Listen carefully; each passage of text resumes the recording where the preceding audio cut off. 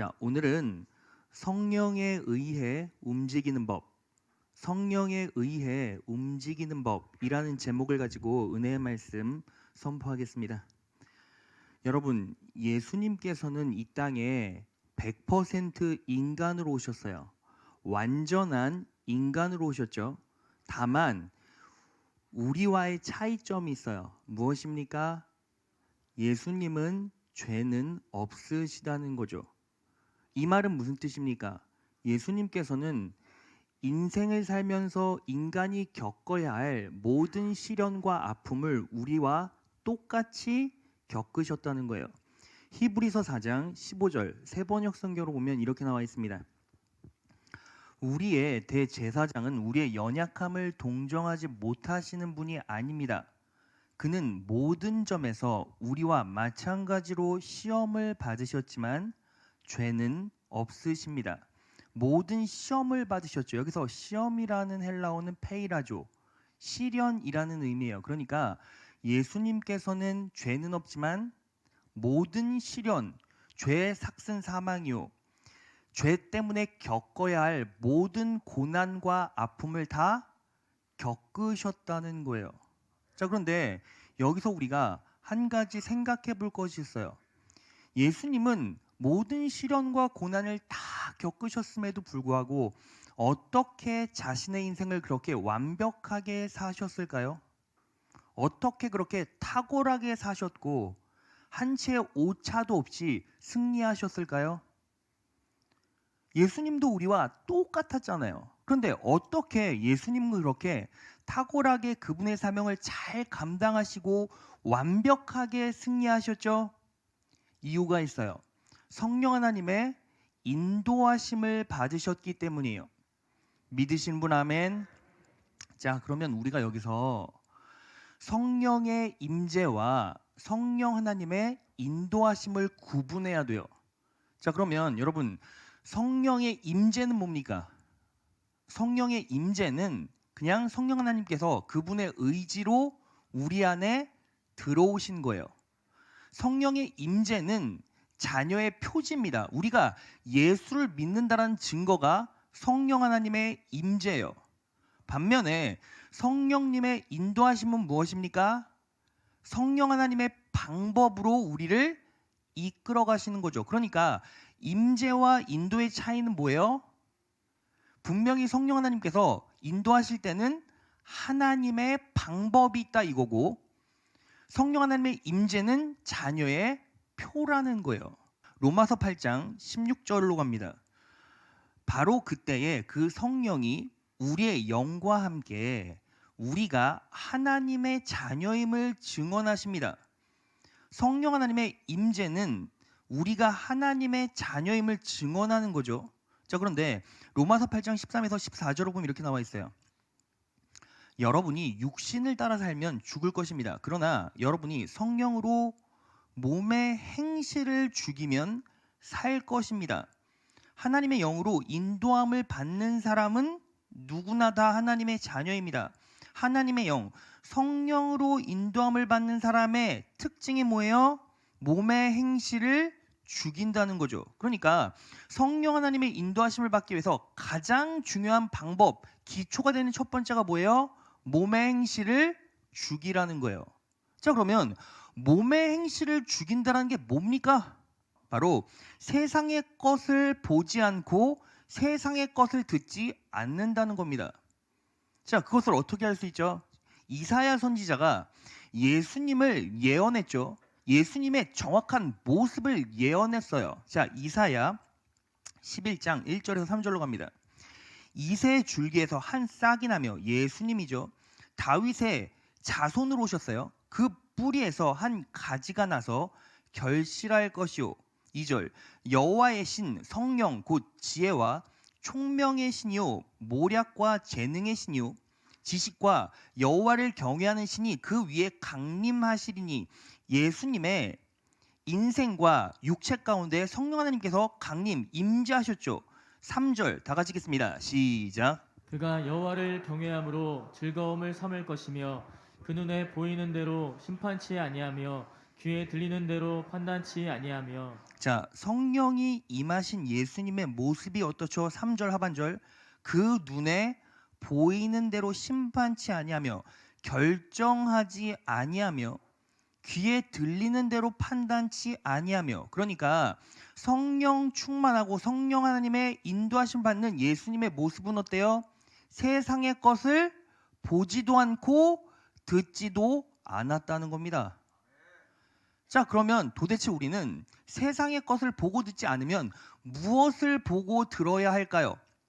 이것이 오늘 너무너무 중요한 주제이고, 이 말씀의 진리를 따라 살면 우리는 정확하게 성령 하나님의 인도하심을 받을 수 있고, 그 성령 하나님의 인도하심을 받을 수 있을 때 우리는 결국 예수님처럼 탁월한 인생을 살아갈 수 있고 승리할 수 있다는 겁니다. 믿으시는 분 아멘. 성령 하나님의 인도하심을 받으십시오. 성령의 의에 움직이십시오. 그럴 때 놀라운 축복과 은혜가 여러분들의 인생 가운데 완벽하게 임할 것입니다. 그렇게 살아가신 여러분 되시길 진심으로 축원합니다. 자, 오늘 성령 하나님께서 우리에게 주신 말씀의 진리는 세 가지예요. 하나하나 살펴보겠습니다. 첫째, 다 같이 한번 읽어볼까요? 시작. 성령님은 언제나 말씀의 진리를 통해 인도하십니다. 성령님은 언제나 말씀의 진리를 통해 인도하신다는 거예요. 자, 오늘 본문 말씀 빌립보서 2장 13절을 보면 이렇게 나와 있습니다. 너희 안에 행하시는 이는 하나님이시니. 자, 그러면 이 하나님은 어떤 하나님이시죠? 성령 하나님이시죠. 왜요? 우리 안에서 행하시는 분이시니까요. 성령 하나님께서는 우리 안에서 행하십니다. 믿으시는 분 아멘. 그런데 어떻게 행하시죠? 자기의 기쁘신 뜻을 위하여, 자신의 뜻을 관철시키기 위하여 너희로 소원을 두고 행하게 하시나니 라고 나와 있어요. 그러니까 성령 하나님께서는 어떻게 역사하십니까? 자신의 뜻을 관철시키기 위해서 우리 안에서 역사하셔서 우리가 하나님의 뜻을 갈망하고 희망하고 소원하게 하신다는 겁니다. 자, 그런데 무엇을 통해 역사하시죠? 진리의 말씀을 통해 역사하시죠. 그러니까 우리가 성령 하나님의 인도하심을 받기 위해서는 뭐 해야 돼요? 말씀의 진리를 마음에 새겨야 한다. 자, 그러면 말씀의 진리가 어떻게 우리 심령 가운데 새겨집니까? 성령 하나님은 보혜사 성령님이시죠.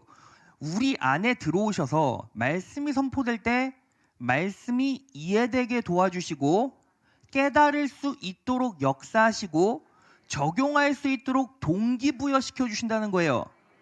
믿으시는 분 아멘. 자, 그래서 여러분, 저는요 설교를 할 때 절대로 여러분들을 설득하려고 설교를 하질 않아요. 저는 언제나 말씀을 선포할 때 무엇을 원합니까? 그냥 여러분들이 잘 듣기를 원해요. 왜요? 여러분들이 듣기만 하면, 여러분들의 귀에 들리기만 하면 누가 역사하십니까? 성령님이 역사하세요. 그래서요 가끔씩 저를 만나서 저랑 상담하실 때 제가 이렇게 물어봅니다.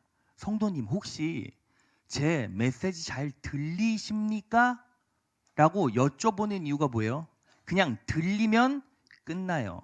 나머지는 누가 역사하십니까? 성령 하나님께서 역사하시기 때문에 여러분들이 제 메시지를 듣기만 하면, 들리기만 하면 성령 하나님께서 읽어가시고 역사하셔서 여러분들이 그 하나님의 뜻을 갈망하게 도와주십니다. 소원하게 도와주십니다. 자, 그런데 왜 우리는 하나님의 말씀의 진리로 인도함 받아야 합니까? 정확하게 이유가 있어요. 우리는 하나님의 선하심과 내가 생각하는 선을 구분할 수가 없기 때문이에요. 자, 제가 예를 들어 볼게요. 여러분, 제가요 전도사 시절에 노량진에서 사역을 했어요. 그런데 처음 6개월은 집에서 대중교통을 이용했습니다. 지하철을 타고 왔다 갔다 했는데 항상 내리면 한 1시간쯤 걸리는데 노량진역에서 내렸어요. 노량진역에서 교회까지 한 20분 정도 걸어갔는데 항상 건너야 하는 육교가 있었습니다. 육교를 딱 건너가는데 육교를 건너다 보면 육교 끄트머리에 항상 안진뱅이가 앉아 있었어요. 안진뱅이가 앉아서 구걸을 합니다. 그래서 제가 항상 그 안진뱅이와 눈을 마주칠 때면 그 안진뱅이가 저를 막 불쌍하게 쳐다보는 거예요. 옆에는 소주병 하나 있는데 막 불쌍하게 막 울 것 같고 하면서 막 쳐다보길래 제가 너무 불쌍해서 갈 때마다 없는 돈 있는 돈 다 긁어서 5,000원씩 10,000원씩 주고 갔습니다. 쭉 가는데 하루는 평상시와 다름없이 노량진역에서 6개월 건너서 가는데 그 안진뱅이와 한 사람이 막 싸우고 있는 거예요.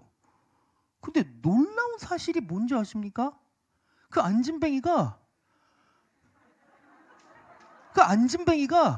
서 있는 거예요. 그래서 제가 속으로 생각했어요. 내가 갈 때마다 안진뱅이 위해서 기도하긴 했는데 일어나게 해달라고 기도하진 않았는데 어떻게 일어나게 됐지? 근데 왜 싸움이 붙었냐면 안진뱅이가 화장실 갔다가 똥 싸고 일어나는데 그걸 본 거예요.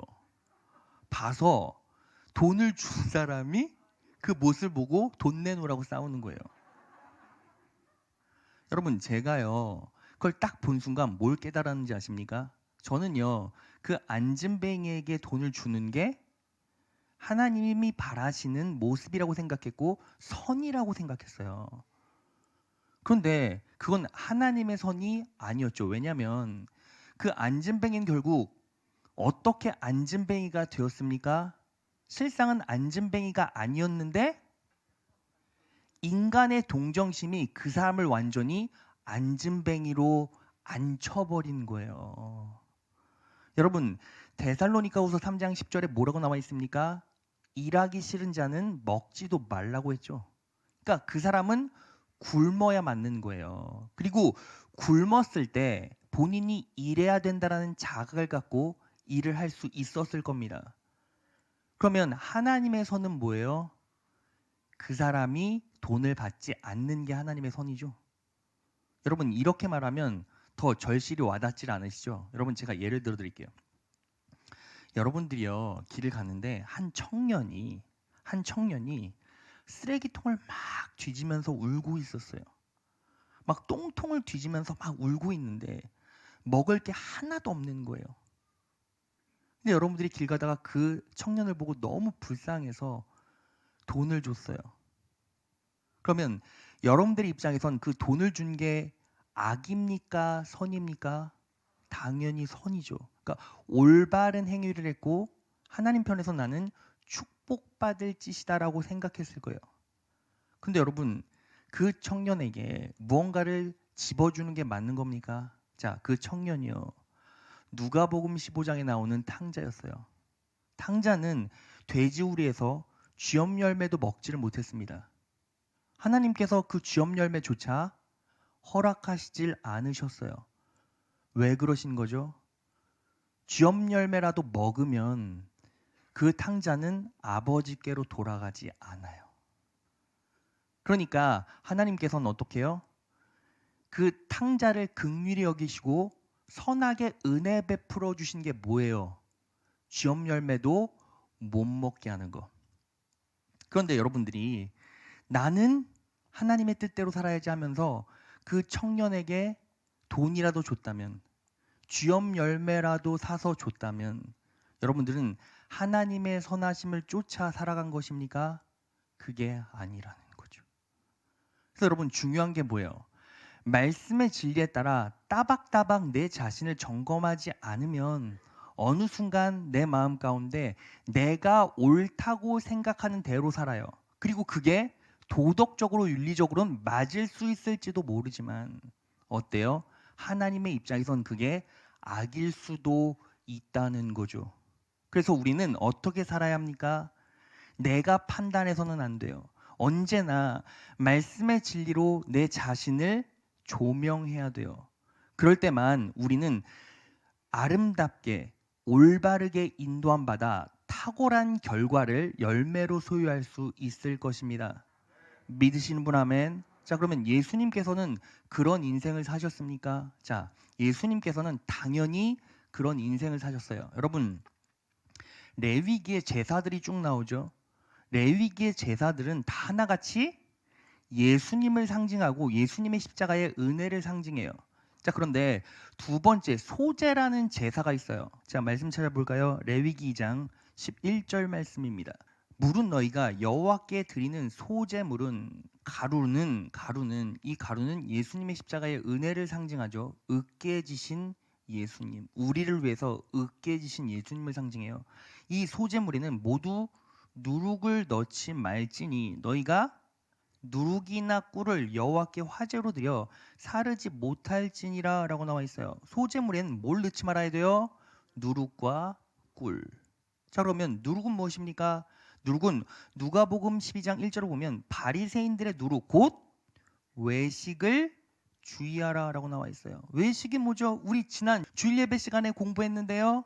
외식은 장로의 유전, 조상의 전통이에요. 그러니까 예수님은 십자가의 사역을 하실 때 장로의 유전, 세상의 전통 문화를 쫓지 않으셨다는 거죠. 그런데 누룩 외에 또 하나를 넣지 말아야 될 게 뭐예요?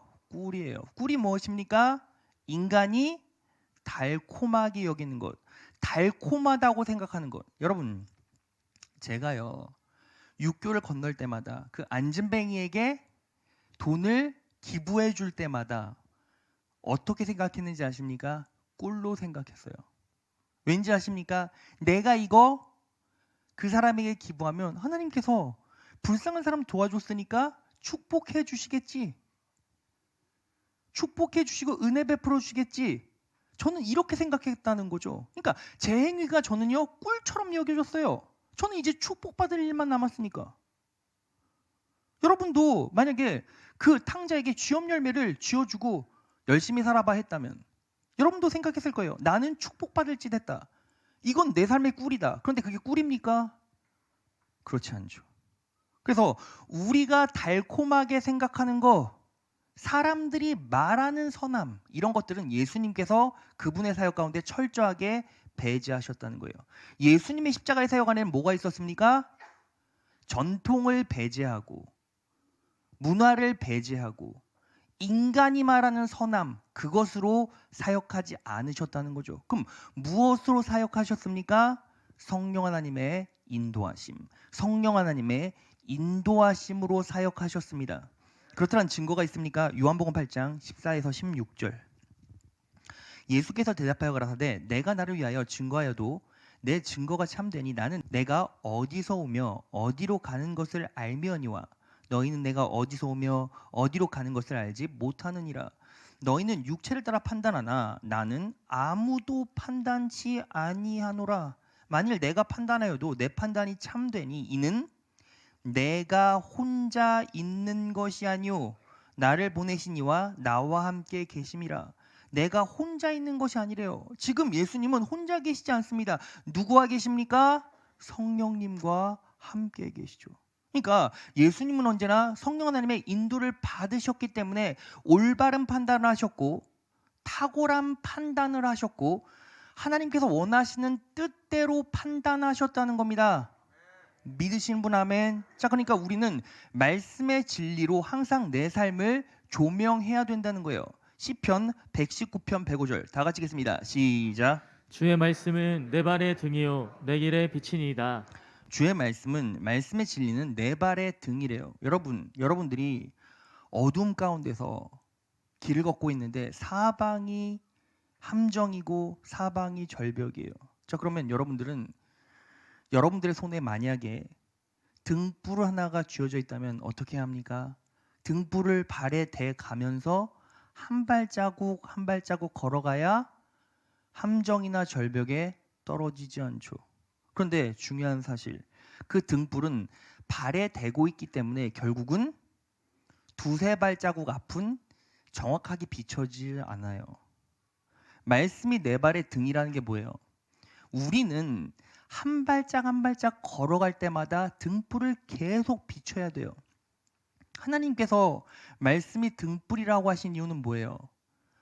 이 말씀이 LED 전등불이고 세상에서 가장 큰 조명이다, 태양이다라고 말씀하시지 않고 등불이라고 말씀하신 이유는 우리 인생 전체를 다 보여주시진 않겠다는 거예요. 왜요? 우리가 다 보면 우리 성령 하나님을 의지하지 않을 테니까. 그래서 우리는 어떻게 해야 합니까? 성령 하나님의 말씀은 내 발의 등이에요. 발에 비춰보면서 한 발자국 한 발자국 걸어가는 거예요. 한 발자국 걸어갈 때마다 또 비치고 한 발자국 걸어갈 때마다 또 비치고 이 말씀을 등불 삼아 살아갈 때 결국 우리는 승리의 길로 나아갈 수 있을 것입니다. 성령 하나님께서는 우리를 말씀의 진리로 인도하십니다. 말씀의 진리로 인도하십니다. 말씀의 진리를 내 삶에 분명히 인식하시고 투영시키셔서 조명하셔서 능력의 길, 형통의 길 걸어가시는 귀한 자녀들 되시기를 진심으로 축원합니다. 자, 둘째, 다 같이 읽겠습니다. 시작. 은혜의 말씀에 우리의 소원을 두십시오. 은혜의 말씀에 우리의 소원을 두라는 거예요. 오늘 본 말씀 13절을 다시 보겠습니다.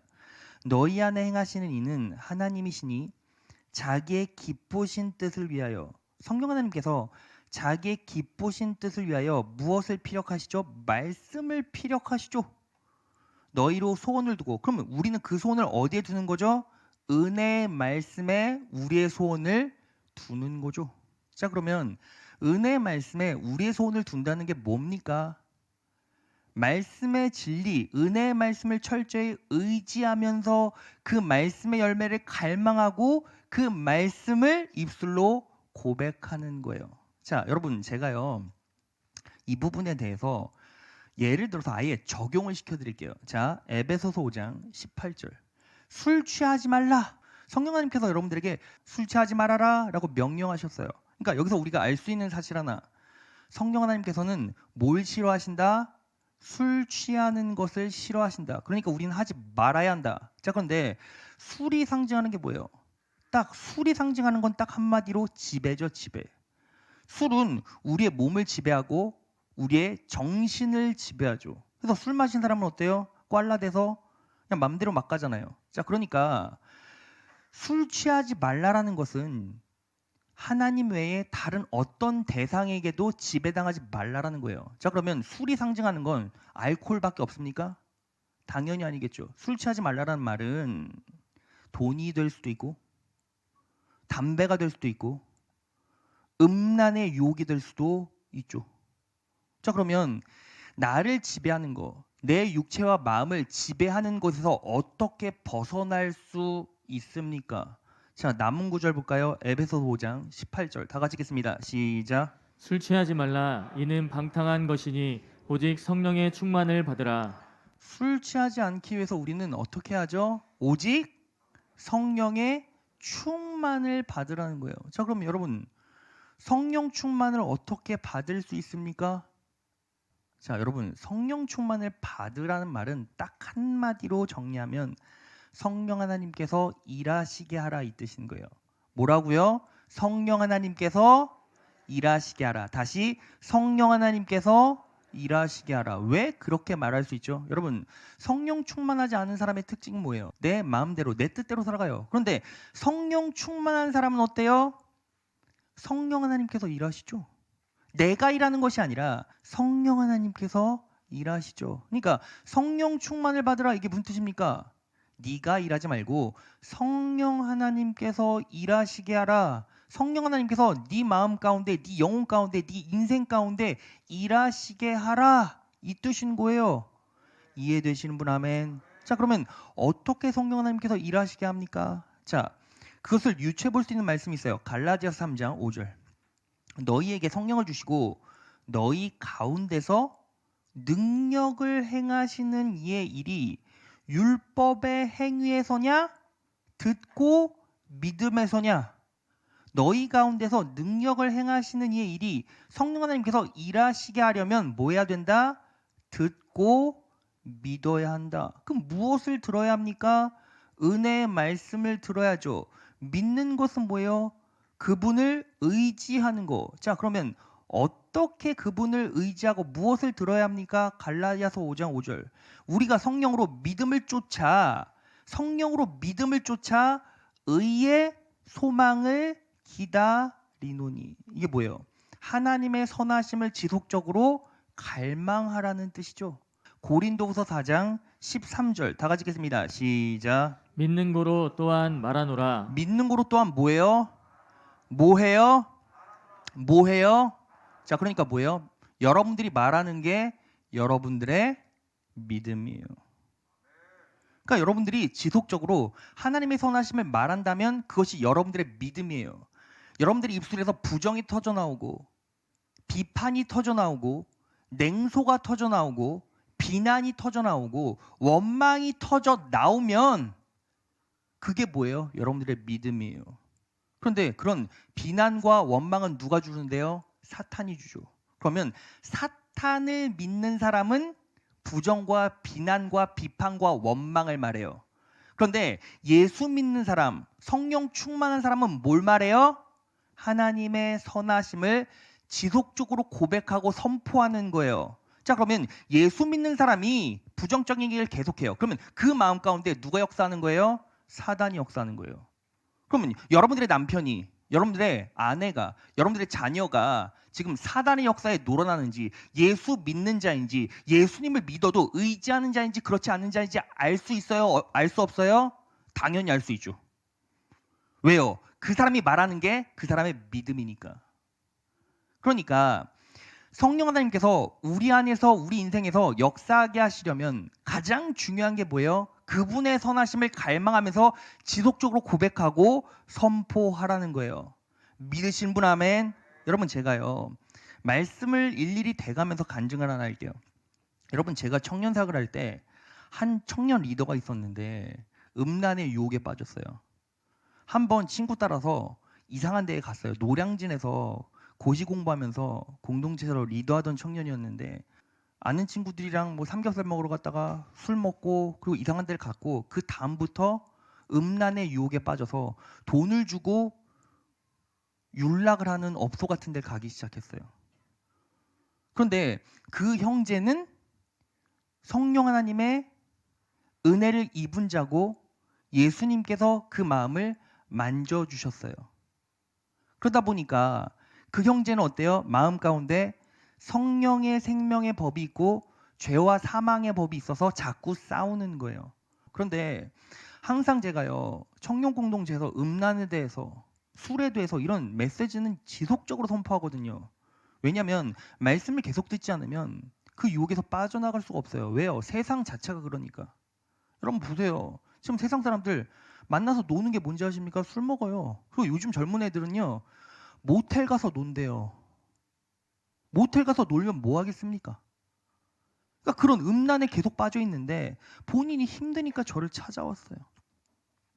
그러면서 제 앞에서 막 울어요. 어떻게 될지 모르겠다고. 근데 그것도요 본인이 알아서 찾아온 게 아니라 제가요 노량진에서 노방전도 하다가 그 형제가 이상한 짓 하는 걸 보고 잡았어요. 근데 눈 딱 마주치고 모른 척하고 그냥 갔어요. 그리고 한 주 있다가 그 형제가 온 거예요. 뭐 견딜 수가 없으니까. 근데 제가요 그 형제를 앞에 놓고 말씀을 폈어요. 자, 고린도전서 1장 18절. 십자가의 진리가 멸망하는 사람들에게는 어리석은 것이지만 구원받는 우리에게는 하나님의 능력이 됩니다. 십자가의 진리가 뭐예요? 능력이 된다는 거죠. 자, 그러면 그 십자가의 능력의 실체가 뭔데요? 사도행전 26장 18절. 그 눈을 뜨게 하여 어둠에서 빛으로 사단의 권세에서 하나님께로 돌아가게 하고 죄 사함과 나를 믿어 거룩히 된 무리 가운데서 기업을 얻게 하리라 하더이다 라고 나와 있죠. 십자가 사역의 전부가 뭐예요?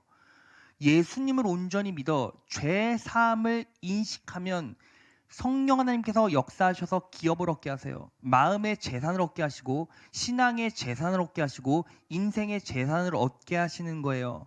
믿으신 분 아멘. 자, 그래서 제가 그 형제를 앉혀놓고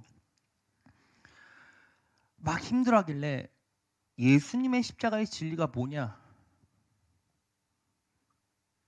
예수님께서 나를 위해서 십자가에 못 박혀 돌아가신 거예요? 아니, 그러면 예수님께서 왜 십자가에 못 박혀 돌아가셨냐? 저의 죄를 위해서요. 예수님의 십자가의 사역이 지금 진행 중이냐 완료됐냐? 완료됐는데요. 자, 그러면 너의 죄는 사해졌잖아. 너는 그분의 십자가 은혜 안에 있잖아. 자, 그러면 뭐를 선포해야 되냐? 예수님이 나의 죄를 용서해 주셨습니다. 그 은혜를 선포해야지. 그리고 어떤 시련과 어떤 유혹이 다시 온다 할지라도 뭐 하는 거냐? 예수님의 은혜를 선포해라. 예수님의 은혜를 선포해라. 그래서 그 형제가 어떻게 했냐면 음란의 유혹이 올 때마다 저랑 약속을 했어요. 사단의 권세가 물러가게 예수의 이름을 명하노니 사단의 권세가 물러갈지어다. 성령 하나님, 저는 연약하고 부족하나 성령 하나님께서 역사하여 주시면 저는 이 음란의 유혹에서 빠져나갈 수 있습니다. 음란의 유혹에서 빠져나갈 수 있습니다. 성령 하나님께서 마음에 역사하셔서 네 의지를 바꿔주실 때까지 그 자리에서 10번이든 100번이든 선포하고 선포해라. 그랬더니 알겠대요. 그러고 나서 며칠이 지나고 몇 주가 지났는데 잠잠한 거예요. 하나님께서 은혜 베푸셨나? 근데 밤에 전화가 왔어요. 이 친구가 또 술을 먹었어요. 그리고 또 죄를 졌대요. 그러면서 저한테 이러는 거예요. 전도사님, 저 또 죄 졌는데요. 또 예수님께서 십자가의 은혜로 용서해 주시겠죠? 그러니까 저는요 이미 다 용서받았으니까 그냥 죄 지려고요. 그러는 거예요. 그래서 제가요 너무 기가 막혀서 너 어디냐? 어디겠어요? 노량진이지. 잠깐 기다려라 하고 그 형제를 잡으러 갔어요. 잡으러 가서 막 얘기를 하다가 너무 피곤해서 목욕탕에서 같이 잤어요. 자고 일어나서 다음날 아침에 말씀을 쭉 펴놓고 제가 다시 십자가의 은혜를 말했어요. 야, 십자가의 은혜로 예수님께서 죄를 사해 주신다는 것은 죄를 사해 주셨으니 죄를 막 져도 된다는 게 아니라 인간은 연약하고 부족해서 또 쓰러질 수도 있고 또 바닥을 길 수도 있지만 네가 지금 예수님의 은혜로 구원받아 지금 그 죄성과 싸우고 있다면 그건 네가 구원받았다는 표지고 예수님께서 만져주시고 있다는 표지다. 그랬더니 막 그렇게 30분, 40분, 1시간을 얘기하는데 애가 막 다시 울어요. 그러면서 나는 쓰레기래요. 나는 병신이래요. 그러면서 자기 자신을 막 질책하고 채찍질하면서 자기를 비하하고 정죄래요. 그러면서 저는요 예수님을 믿는 사람이 아니고 구원받는 사람이 아니에요. 그래서 제가 물었어요. 너 이 올무에서 빠져나오고 싶냐? 빠져나오고 싶대요. 빠져나오고 싶대요. 그 과정 가운데서는 쾌락을 느끼고 그리고 내 욕망이 채워지는 것 같아서 기쁘고 행복한 것 같은데 막상 다 마무리되고 끝나고 집에 오면 마음이 허탈하고 공허하고 성령 하나님께서 자신에게 채찍질하는 게 느껴져서 막 고통스럽대요. 그래서 하나님 앞에 막 죄를 고백하는데도 또 넘어지고 또 죄를 고백하고 회개하는데도 또 넘어지고 또 쓰러지니까 막 미칠 것 같고 돌아버릴 것 같대요. 그러면서 나는 사단의 역사에 놀아나는 인생이고 구원받은 인생이 아닌 것 같대요. 그래서 제가요 다시 말씀을 펴놓으라고 했어요. 자, 로마서 6장 18절 20절을 펴라. 18절 죄에서 해방을 받아서 의의 종이 된 것입니다. 예수 그리스도의 십자가의 은혜를 통해 죄에서 해방되면 어떤 종이 된 거예요? 의의 종이 된 거죠. 20절 다 같이 읽겠습니다. 시작. 여러분이 죄의 종일 때에는 의에 얽매이지 않았습니다. 여러분이 죄의 종일 때는 사단의 종일 때는 세상의 종일 때는 무엇에 얽매이잖아요? 의에 얽매이지 않죠. 이게 무슨 뜻입니까? 내가 사단에 놀아나고 십자가의 은혜로 구원받은 사람이 아니면 우리는 의에 얽매이잖아요. 그러니까 죄를 져도 죄책감이 없어요. 그냥 마음대로 막 지는 거예요. 그게 내 행복이고 내 쾌락이면 사기를 쳐도 상관이 없고 다른 사람을 죽여도 상관이 없고 여러분 여기서 죽인다라는 게 과격하지만 마음으로 죽여도 상관없고 그냥 가책이 없는 거예요. 양심에 가책이 없는 거예요. 그런데 내가 죄의 종이 아니라 의의 종이 되면 무엇에 얽매이게 돼 있어요? 하나님의 의, 예수님의 선하심에 얽매이게 돼 있어요. 그러니까 내가 죄를 지면서도 어때요? 내가 아픈 거예요. 내가 잘못했다는 거 알고 이렇게 살면 안 된다는 걸 알아서 하나님 제가 이거 안 되는데요. 제가 이렇게 살면 안 되는데요. 너무 마음 아파요. 숨기고 있다가도 예배드리다가 말씀의 진리가 그 사람의 양심을 환하게 조명하고 폭로하잖아요. 그러면 또 아파요. 또 아파요. 그런데 세상 사람들은요. 죄의 종이 되지 마십시오. 술 취하지 마십시오. 음란하지 마십시오. 간음하지 마십시오. 죄에 빠지지 마십시오. 사기치지 마십시오. 폭력하지 마십시오. 남편을 정죄하지 마십시오. 아내를 정죄하지 마십시오. 라고 말할 때 어때요?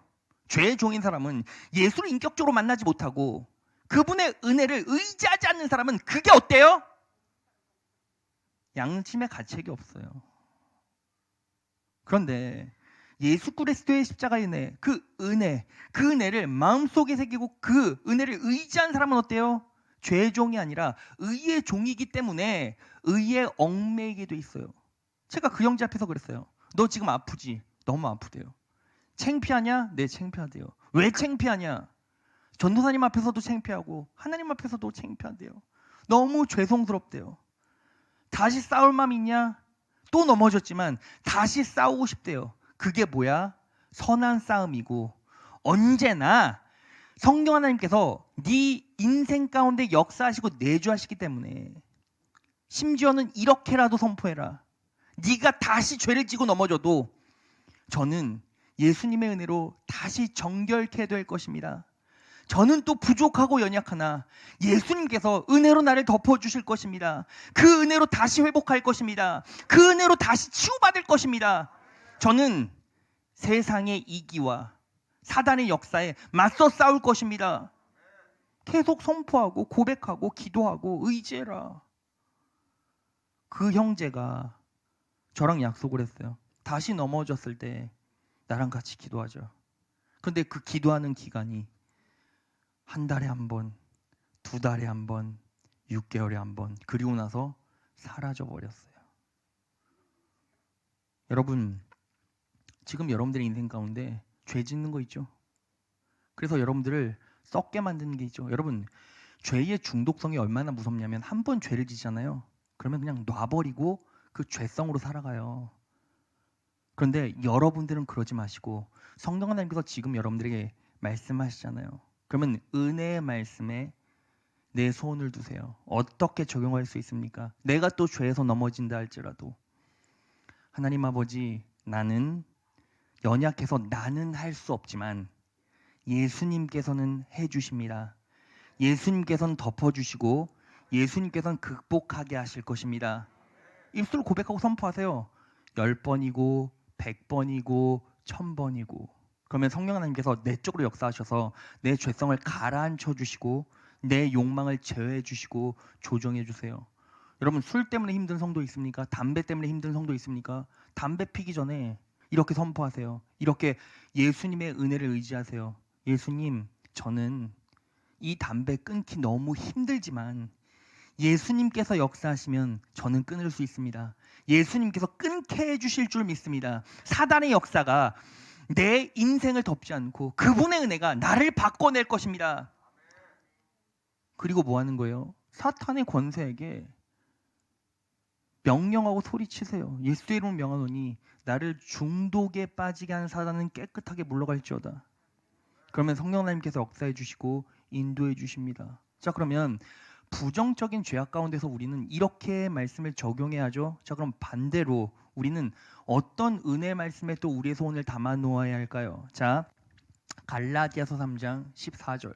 이것은 그리스도 예수님 안에서 이방인들도 저와 여러분들도 아브라함의 복을 받고 우리도 믿음으로 약속된 성령을 받도록 하기 위한 것입니다. 성령 하나님이 우리 안에 내주하시면 아브라함의 약속된 복을 우리도 받을 수가 있어요. 아브라함의 축복이 무엇입니까? 자녀들이 보별처럼 잘 되는 거, 별처럼 반짝반짝 빛나는 거, 영향력을 발휘하는 거, 그리고 가나안을 소유하는 거, 천국을 소유하는 거. 그러면 우리는요, 성령 하나님께 어떤 축복과 은혜를 받을 수 있습니까? 성령 하나님을 철저하게 의지하고 믿음으로 아브라함의 축복을 갈망하고 입술로 고백하면 여러분들의 자녀들은 무별처럼 잘 됩니다. 무별처럼 반짝반짝 빛납니다. 천국을 소유합니다. 그럼 뭐 하는 거예요? 내 자녀들에게 들리게 입술로 고백하고 선포하세요. 내 자녀들에게 너는 반짝반짝 빛날 거야, 예은아. 채은아, 너는 반짝반짝 빛나서 영향력을 끼칠 거야. 아브라함의 축복을 누릴 거야. 예수님의 은혜가 너에게 임했단다. 너는 천국 갈 거야. 너는 천국의 은혜를 누릴 거야. 천국은 하나님 나라는 성령 안에서 의, 평강, 희락이니까 성령 하나님의 은혜가, 성령 하나님의 선하심이 너의 인생 가운데 지속적으로 임할 거야. 평강할 거야. 희락할 거야. 성령 하나님께서 붙잡아 주실 거야. 라고 입술로 고백하고 선포하면 여러분들의 자녀들이 아브라함의 축복을 받고 여러분들이 아브라함의 축복 속으로 들어가게 돼요. 그런데 뭐가 문제죠? 예수 믿는다고 고백하면서 항상 야, 너가 그렇게 살아서 네 인생 밥벌이라도 하겠냐? 네가 그렇게 공부해서 대학이라도 가겠냐? 네가 그렇게 인생 살아서 삶에서 무슨 승리를 하겠냐? 아니, 좋은 직장이라도 갖겠냐? 예수 믿는다고 고백하면서 내가 그렇게 말한다면 뭐예요? 내 말이 뭐다? 믿음이다. 믿음대로 돼요. 그리고 그렇게 말하는 사람은 누가 역사하고 있어요? 사단이 역사하고 있어요. 그러니까 아브라함의 축복은 여러분들에게 펼쳐져 있습니다. 여러분들은 아브라함의 축복을 받습니다. 예수님의 은혜로 아브라함의 축복을 받을 것입니다. 그 축복이 여러분들의 인생 가운데 임할 것입니다. 그 은혜로 승리하신 여러분 되시길 진심으로 축원합니다. 자, 마지막 셋째. 다 같이 읽겠습니다. 시작. 성령님은 언제나 내 안에 두시는 평강을 통해 인도하십니다. 성령님은 언제나 내 안에 두시는 평강을 통해 우리를 선하게 인도하신다는 거예요. 오늘 본 말씀 빌립보서 2장 14절을 보면 이렇게 나와 있어요. 모든 일을 원망과 시비가 없이 하라. 여러분, 모든 일이에요. 모든 일. 모든 일에서 어떻게 원망과 시비 없이 하죠?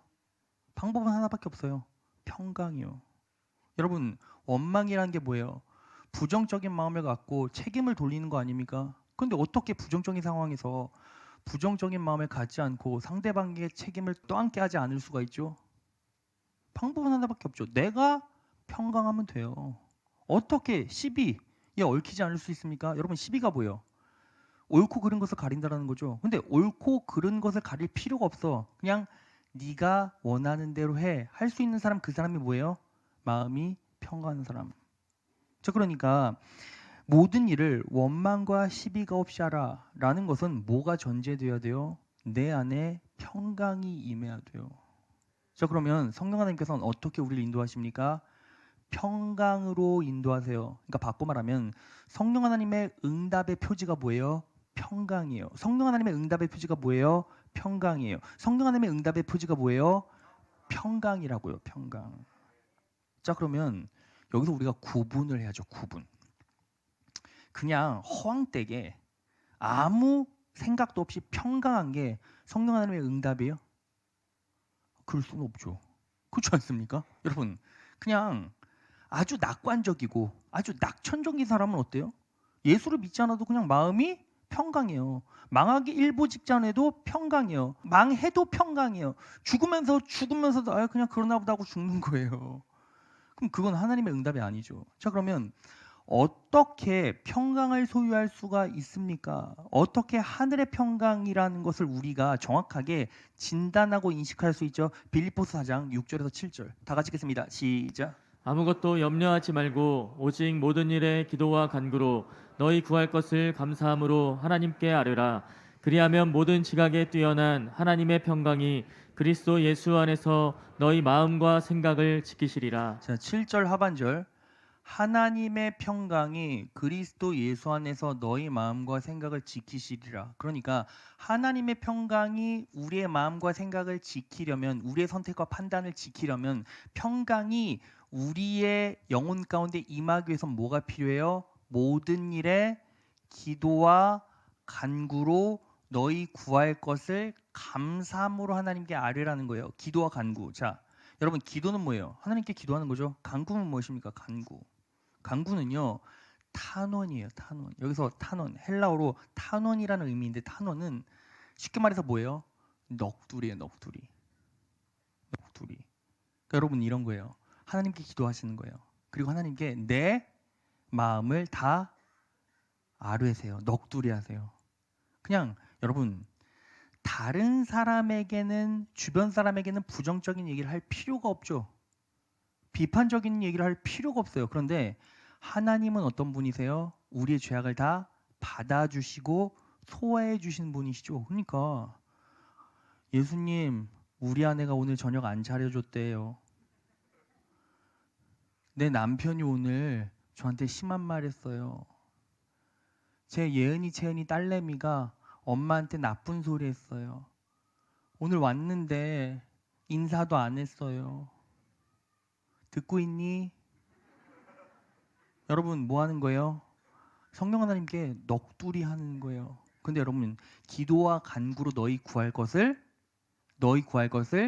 감사함으로 하나님께 아뢰라. 여러분 이거는요 실제로 기도해 본 사람들, 체험적 신앙이 있는 사람은 경험할 수 있는데 여러분 실제로 염려거리가 있잖아요.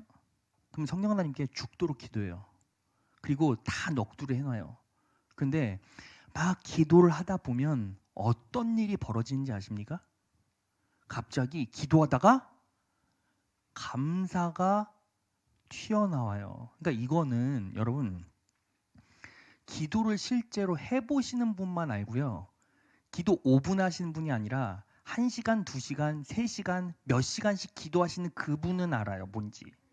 그러니까 이거는 여러분들이 체험하지 않으시면 그 놀라운 신비를 느낄 수도 누릴 수도 없어요. 반대로 이것들을 온전히 체험하지 못하면 응답받을 수도 없다는 거죠. 그러니까 내 삶에 어떤 염려와 근심과 불안거리가 있어요. 그럼 하나님께 다 토해내놓고 기도하는 거예요. 그리고 넋두리 하세요. 하나님, 제가 너무 힘든데요. 너무 아픈데요. 너무 고통스러운데요. 그냥 다 넋두리 하시고 다 부르짖고 울면서 기도하세요. 그리고 기도가 안 나오면 막 소리 지르세요. 제가요, 기도 안 나온 성도들이 저한테 가끔씩 목사님이 기도 안 나오면 어떻게 합니까? 여러분 제가요 예전에는 산에서요 막 기도가 안 나오면 막 소리를 질렀거든요. 근데 지나간 사람이 미친놈처럼 쳐다보고 막 신고를 하고 막 이런 일이 막 벌어지니까 제가 이제 어떻게 하냐면 너무 마음이 아프고 힘들면 이제 집에 이제 그 차고가 있어요. 차고에 들어와서요 시동을 켜놓고 음악을 크게 틀어놓고 차 안에서 막 소리를 질러요. 그러면서 성령 하나님께 하나님 저 좀 도와주세요. 저 좀 불쌍히 여겨주세요. 하고 막 소리를 질러요. 막 5분, 10분 소리를 막 지르고 그러고 나서 집에 들어오면 하나님께서 위로해 주세요. 여러분 기도와 간구를 하세요. 기도하시고 하나님께 넋두리 하세요. 그런데 언제까지? 내 입술의 고백 가운데 감사함으로 아뢰 수 있을 때까지 그렇게 기도하고 간구하면 그때 비로소 하나님의 평강이 우리 안에 임하기 시작하는데 그 평강은 하나님께서 여러분들의 인생을 책임져 주시고 위로해 주시겠다라는 영적인 표지예요. 그러면 여러분도 실제로 하나님 앞에 죽어라고 부르짖고 기도하면서 내 고민을, 내 염려를, 근심거리를 하나님께 내어놓으신 적이 있습니까?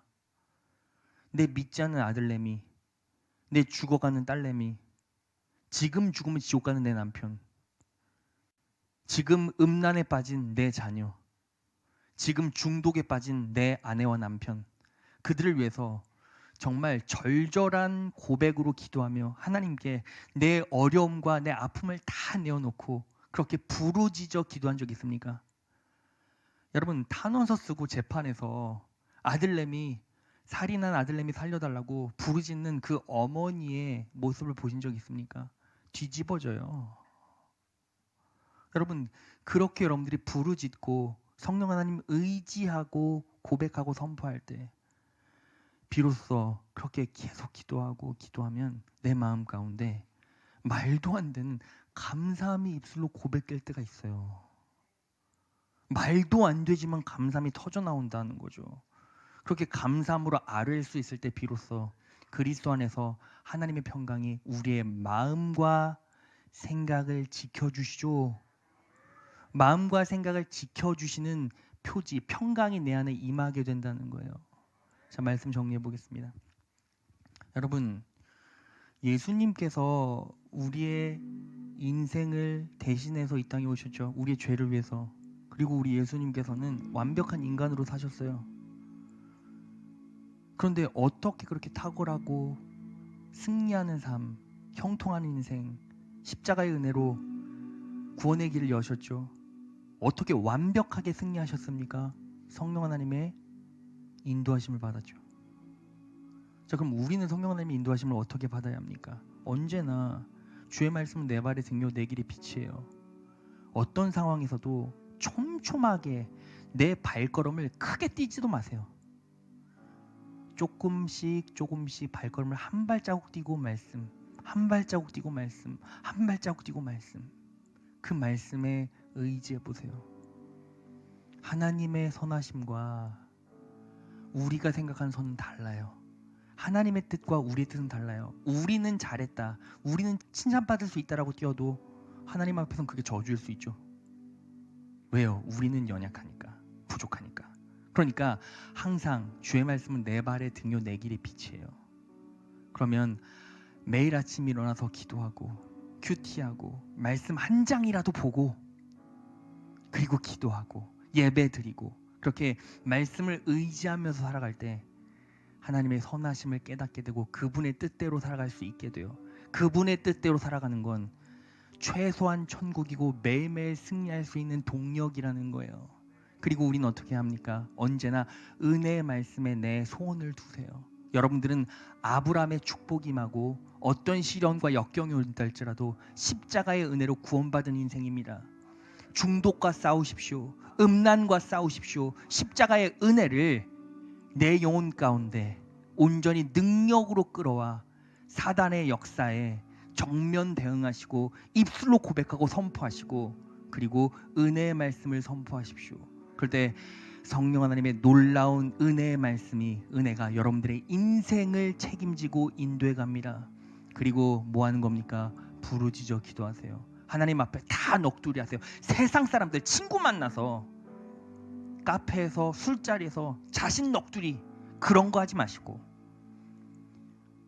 다른 부정하고 다른 냉소적이고 비판적인 얘기하지 마시고 예수님 앞에서 내 아픔과 내 쓰라린 눈물을 다 토해내시고 그리고 성령 하나님께서 우리에게 주신 표지 예수님 어떤 상황에서도 나는 감사할 수 있습니다.